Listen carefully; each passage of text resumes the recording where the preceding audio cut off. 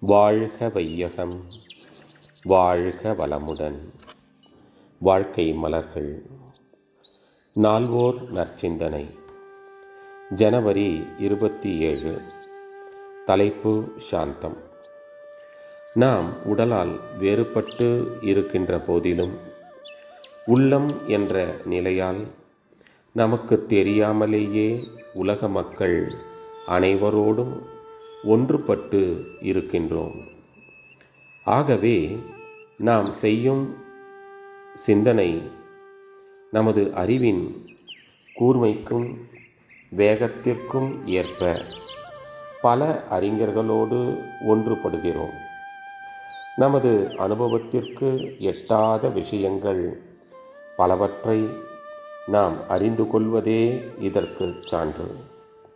இதே போன்று நாம் கோபம் அடையும் போது பல முரடர்களோடும் முட்டாள்களோடும் ஒன்றுபடுகிறோம்.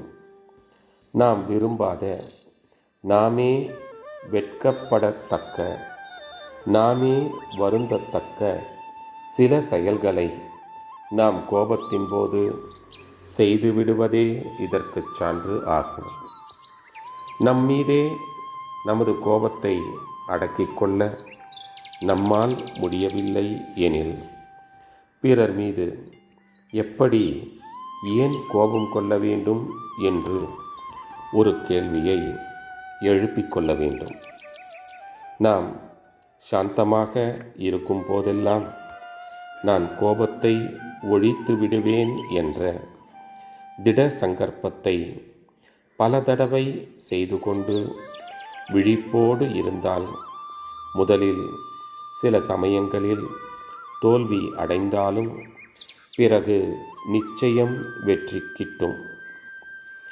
வருமானம் கிடைக்கும்போது சேமித்து வைக்கும் பணம் தேவையான போது உதவியாவதைப் போல சாந்தமாக இருக்கும்போது கொள்ளும் உறுதி கோபம் எழும்போது வாழ்வில் ஒரு புதிய திருப்பம் உண்டாக முன்வந்து நிற்கும். அருள் தந்தை. வாழ்க வளமுடன். தொடரும்.